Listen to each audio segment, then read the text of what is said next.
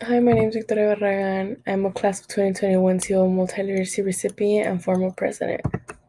Not everyone gets the opportunity to get recognized for speaking another language. And I got the opportunity, and I got my medal and seals on my diploma for passing the AP Spanish language exam. And both me and my family are very proud of myself for being able to get recognized for being bilingual. So, for you guys that have the opportunity, I hope you guys take it and get those medals and those seals on your diploma to show off at graduation.